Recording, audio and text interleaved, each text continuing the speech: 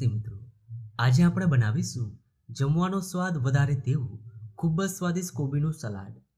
એકવાર તમે આ સલાડ ખાધા બાદ કોબીનો સંભારો ભૂલી જશો, એટલું સ્વાદિષ્ટ લાગે છે.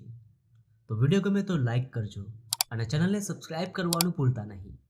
તો ચાલો હવે બનાવીએ.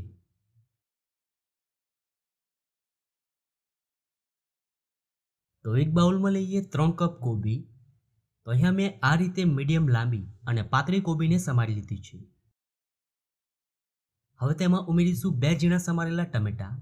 તો અહીંયા મેં ટમેટાના બીજ કાઢી ઉપયોગમાં લીધા છે. સાથે 2 ટીસ્પૂન કોથમીર, અડધો ટીસ્પૂન લીલા મરચાંની પેસ્ટ. મરચું તમે સ્વાદ પ્રમાણે વધુ ઓછું લઈ શકો છો. હવે તેમાં ઉમેરીશું 1/4 કપ લીલી ડુંગળી અને 1/4 કપ ગાજર.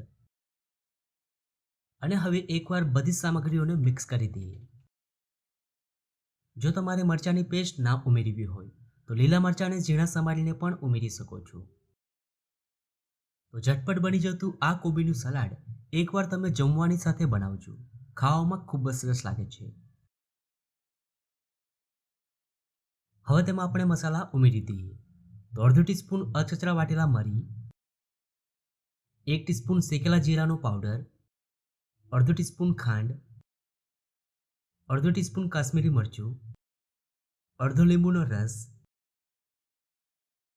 1 ટીસ્પૂન અથાણાનો સંભારો અને સ્વાદ પ્રમાણે મીઠું ઉમેરી મસાલાને એકદમ સારી રીતે મિક્સ કરી દઈએ. તો સલાડની અંદર આપણે અથાણાનો જે સંભારો આવે છે તેનો ઉપયોગ કર્યો છે.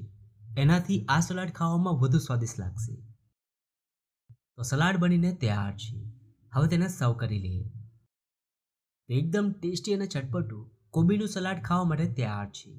આ રીતે બનાવેલું સલાડ ખાવામાં ખૂબ જ સરસ લાગે છે. તો તમને આ સલાડની રેસીપી કેવી લાગી? જો રેસીપી ગમી હોય તો વિડીયોને લાઈક અને શેર કરજો.